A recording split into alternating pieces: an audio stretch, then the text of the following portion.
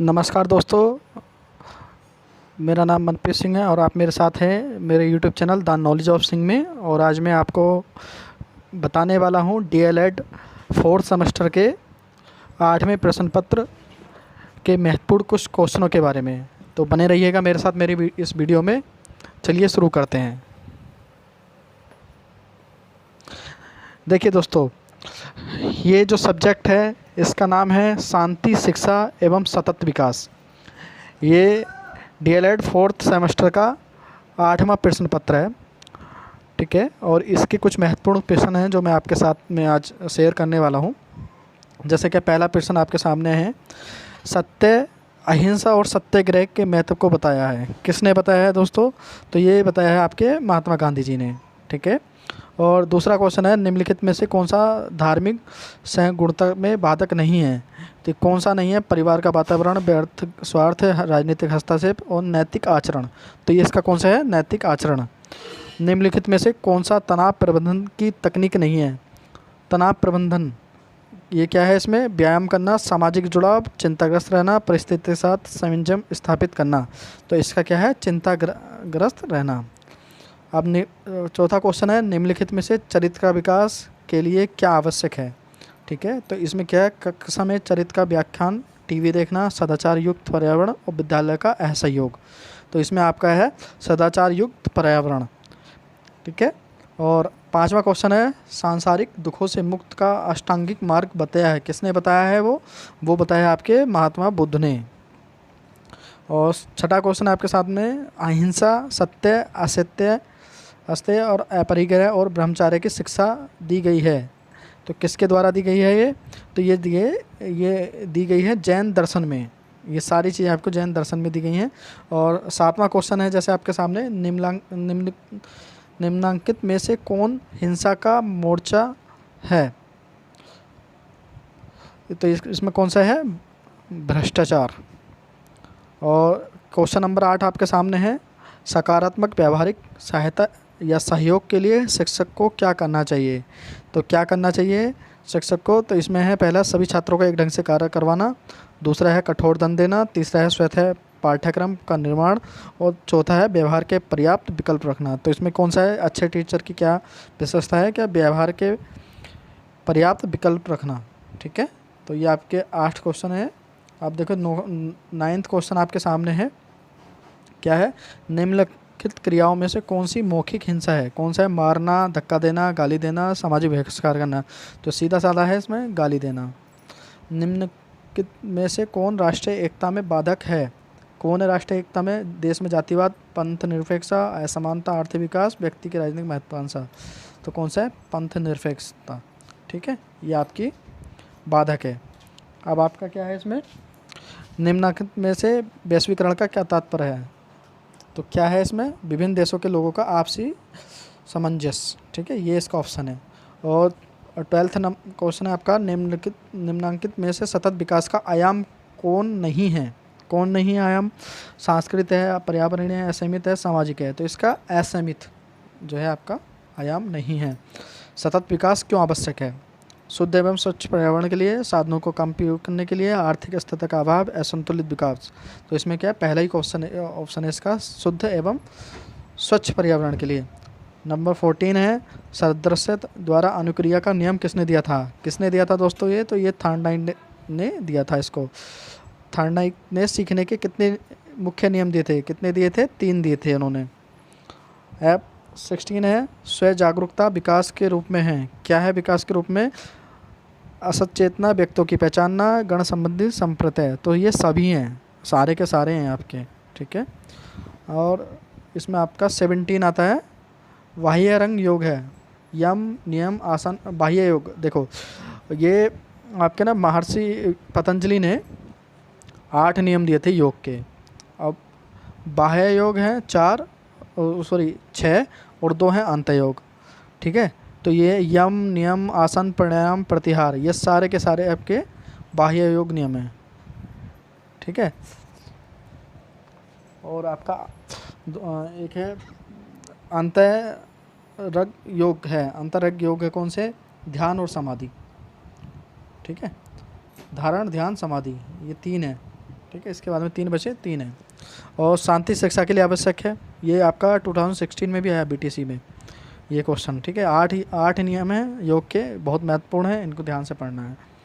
19 है शिक्षा, शांति शिक्षा के लिए आवश्यक है, क्या आवश्यक है? अलग से कक्षा की व्यवस्था समस्त विषयों की कक्षा में दी जा सकती है। हिंदी विषय की कक्षा उपयुक्त होगी, संस्कृत विषय की कक्षा उपयुक्त होगी।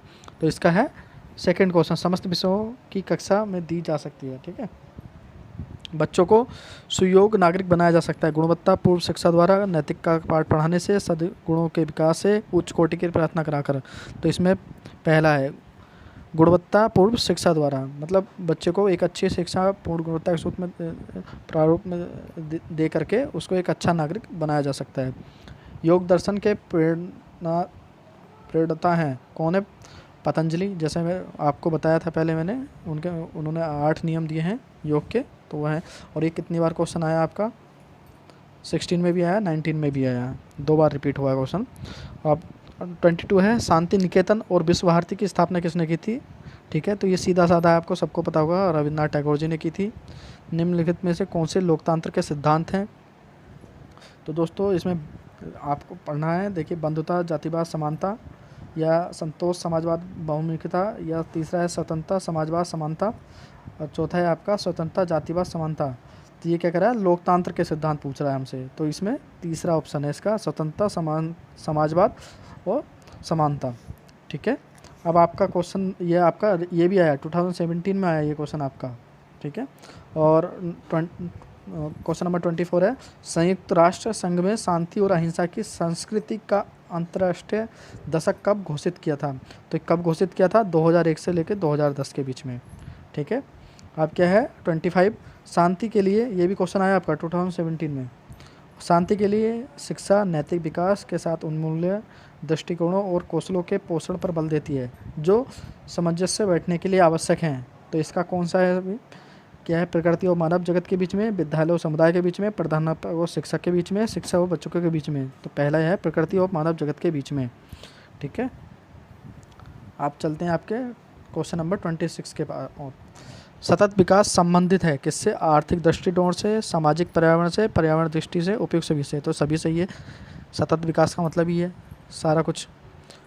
किसका कथन है? तनाव असंतुलन की दशा है जो प्राणी को अपनी उत्तेजन दशा का अंत करने के लिए कोई कार्य करने की प्रेरित करता है। मतलब क्या है कि तनाव में ही आदमी गलत कार्य करता है। ठीक है, ये किसका नियम था? ये गेट्स का नियम था, गेट्स ने बताया था इसके बारे में, कथन था ये। शांति शिक्षा के लिए विद्यालय में कराई जाने वाली प्रमुख गतिविधियाँ हैं सामूहिक कार्य, श्रमदान, बाल, उपयुक्त सभी। तो सारी हैं, सारी कराई जाती हैं। अष्टांग योग कितने अंग होता है? तो ये आपका है 8 का नाम दिया है अष्टांग पहले ही। अष्टांग योग का पहला चरण है, पहला चरण यम है। ठीक है, यम कितने प्रकार का होता है? तो ये तुम्हारा जो है 5 प्रकार का होता है। लोकतंत्र शासन वह प्रणाली है जिसमें जनता का शासन जनता द्वारा और जनता के लिए होता है। यह कथन किसने दिया था? अब्राहम लिंकन ने दिया था ये। ठीक है, और ये 2018 में आया है और बहुत ही इम्पोर्टेंट है। अब्राहम लिंकन अमेरिका के राष्ट्रपति थे जिन्होंने ये अपना लाइन बोली थी। और 33 क्वेश्चन नंबर है आपका, तनाव प्रबंधन की तकनीक नहीं है, कौन सी नहीं है? सामाजिक सरोकार, व्यायाम करना, परिस्थिति के साथ सामंजस्य स्थापित करना, सदैव चिंताग्रस्त रहना। तो यही है नंबर 4, सदैव चिंताग्रस्त रहना। ये उससे तनाव को दूर करने की नियम विधि नहीं है, तनाव को हमेशा साथ रखने की विधि है। क्वेश्चन नंबर 34 की ओर चलते हैं अपने। संयुक्त राष्ट्र संघ की स्थापना कब हुई थी? तो ये हुई थी भाइयों अपनी 24 अक्टूबर 1945 में हुई थी, और ये आपका बीटीसी 2018 में भी आया क्वेश्चन। अष्टांगिक योग में सम्मिलित नहीं है, कौन नहीं है? विधि विधान नहीं है। ठीक है, बाकी सारे प्राणायाम, आसन, ध्यान ये सारे हैं। तो मैं जैसे आपको पहले ही बता चुका हूँ, आप खुद देख चुके हैं, ये भी क्वेश्चन आया है बीटीसी 2018 में। पतंजलि ने योग के 8 नियम दिए हैं, 8 के 8 बहुत इंपॉर्टेंट हैं, कुछ भी पूछ सकता है उसमें। बाह्य योग नियम भी पूछ सकता है, अंत योग नियम भी पूछ सकता है, 8 नियम भी पूछ सकता है, और किसी एक नियम का नाम लिख के भी दे सकता है कि ये नियम किसने दिए थे। और अति लघु में ये भी पूछ सकता है कि पतंजलि के 8 नियम लिखिए, और लघुत्रय में भी पूछ सकता है कि पतंजलि के 8 नियम संक्षिप्त रूप में लिखिए। ठीक है, तो ये क्वेश्चन बहुत ही इंपॉर्टेंट है, इसको छोड़ना नहीं है, अच्छे से पढ़ना है। क्वेश्चन नंबर 36 है, सीखना आदतों के निर्माण की प्रक्रिया, ये कथन किसका है? ठीक है, तो ये कथन है आपका रायवर्न का। ठीक है, नवजात शिशु शिशु एक माह में कितनी नींद लेता है? सबसे ज़्यादा सोता है बच्चा पैदा होने के बाद में, 20 से 22 घंटे लेता है। और शांति शिक्षा की वर्तमान आवश्यकताएं क्या क्या हैं? आदर्शवाद, मूल्यों का विकास, सामाजिक गुणों का विकास, पर्यावरण प्रेम, उपयुक्त सभी। तो ये सारे के सारे हैं। ठीक है, सार्वजनिक हित की शिक्षा है, मतलब वो शिक्षा जो सबके हित की शिक्षा हो, तो वो कौन सी है? हिंसा शिक्षा हो नहीं सकती, लड़ाई होती है।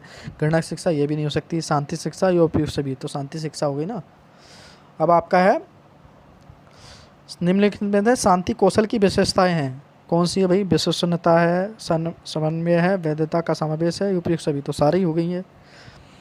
शांति के आधार है, शांति का आधार कौन है? नैतिकता, सद्भावना, सृजनात्मक, उपयोग सभी। तो सारा हो गया इसमें। ये क्वेश्चन नंबर, इसका ऑप्शन नंबर 4। फ्राइड के अनुसार व्यक्तित्व कितने प्रकार का होता है? तो ये 3 प्रकार का होता है व्यक्तित्व। ठीक है, इदम अहम, इदम इदम अहम, परम अहम, व्यक्ति के 3 प्रकार हैं। ठीक है, जैसे इन्होंने बताया ना व्यक्ति के कितने, फ्राइड के अनुसार व्यक्ति कितने प्रकार होते हैं व्यक्तित्व के? तो 3 होते हैं, इदम, अहम और परम अहम। ठीक है, तो ये जॉन ड्यूवी ने बोला था इसको। ठीक है, 44 क्वेश्चन क्या कहता है? किस मनोवैज्ञानिक के अनुसार व्यक्ति के 3 रूप हैं? अंतर्मुखी, बाह्यमुखी और उभयमुखी। ठीक है, तो ये यूंग के अनुसार है। 45 कहता है न्यूमैन तथा स्टर्न ने व्यक्ति के कितने प्रकार बताए हैं? तो इन्होंने 2 प्रकार बताए भाई, सबके अलग अलग मत हैं, किसी ने 2 बताए, किसी ने 3 बताए। और 46 है व्यक्ति के 3 रूप एडमिफ, मोसोफिरविक तथा एंटोफेम कितने प्रकार हैं? तो इसमें ये सोडस ने बताया, इसने भी 3 बताए हैं। आदत, दूसरा स्वाभाविक, इसका कथन है जेम्स का है। ठीक है, और वह गुण जिसमें व्यक्ति किसी कार्य के प्रति शक का भाव नहीं रखना है, वरना प्रत्येक कार्य के प्रति संशय का भाव रखता है, कहलाता है। तो ये मतलब वे ऑप्शन है इसका। बालक की सबसे महान आवश्यकता और सबसे बड़ा रक्षक चरित्र है, शिक्षा नहीं है, ये कथन किसका है? तो ये किसका है भाई? ये स्पेंसर का है। व्यवहारवाद के जनक कौन है? वाटसन है, सबको पता है। सर्वप्रथम देश के व्यक्तियों में अपनी मातृभूमि के लिए भक्ति की भावना उत्पन्न करनी चाहिए, शेष कार्य तो हैं उसके उपरांत भी कराए जा सकते हैं, कथन किसका है? ये कथन था रविन्द्रनाथ टैगोर का। वैश्वीकरण के उदाहरण, वैश्वीकरण का उदाहरण सभी हैं। सार्वत्रिक सम्मेलन है, यूएनओ है, आईएमए भी है, सारे इंटरनेशनल ऑर्गेनाइजेशन है ये। ठीक है, और आप क्या आते हैं 53 पे? वैश्वीकरण का उद्देश्य है, क्या है उद्देश्य? आर्थिक समानता, उदारीकरण, गरीबी उन्मूलन, उपयोग सभी। तो सारे के सारे हैं, वो इंटरनेशनल लेवल पे सारे कुछ चीज़ मेजर करते हैं। 54 है निम्नलिखित में से कौन सा गुण व्यक्ति के 5 गुणों में शामिल है? सामाजिकता, स्वार्थपरता, एकांत प्रियता, खुलापन। तो ये खुलापन। ठीक है, और ये क्वेश्चन आया था 2017 में बीटीसी में। अनुबंध का निर्माण होता है खोज से, प्रभाव के नियम से, अनुकूल के नियम से, खोज और अनुकूल से अनुबंधन का। तो ये होता है अनुकूलन के नियम से। निम्नलिखित किसका कथन है? व्यक्ति के व्यवहार का समूचा सार ही उसका व्यक्तित्व है, ये किसने बोला था? ये वुडवर्थ ने बोला था। मनोवैश्वीकरणात्मक दृष्टि के जन्मदाता कौन है? फ्रायड। अनुकूलित अनुक्रिया का सिद्धांत किसने दिया था? ये पावलाव ने दिया था भाई। निम्नलिखित में कौन सा शांति अभिव्यक्ति नहीं है? तो ये है हिंसा और विवाद। दोस्तों, आपको जिस भी टॉपिक पे वीडियो चाहिए आप कमेंट बॉक्स में लिख सकते हैं, और अभी मैं डीएलएड के 4th सेमेस्टर के सारे वीडियो बना के डालने वाला हूं, जिसमें मैं आपको अभी ये इस वीडियो में तो मैं सिर्फ विकल्प क्वेश्चन ले रहा हूं, बाकी आगे वाली वीडियो में मैं आपको क्वेश्चन पेपर और जो भी इंपॉर्टेंट क्वेश्चन है वो सारे काउंट करूँगा, और पेपर का प्रारूप भी दिखाऊँगा कि किस टाइप से पेपर आता है आपको। ठीक है, तो बने रहिएगा मेरे इस चैनल पे, और वीडियो कैसी लगती है वो भी ज़रूर बताइएगा। तो क्वेश्चन नंबर 60 है, देखो शांति कौशल का आधार। तो इसमें ये किसने दिया था? शांति कौशल का आधार के बारे में क्या है? क्या ये संवेगात्मक अस्थिरता दर्शाता है। ठीक है, और किसी को हानि पहुंचाने के उद्देश्य से किया गया व्यवहार कहा जाता है, क्या कहा जाता है भाई? आक्रामकता, मित्रवत व्यवहार, विघटित व्यवहार और भ्रष्टाचार। तो पहले ही आक्रामकता, किसी को ऊपर आक्रामक होना।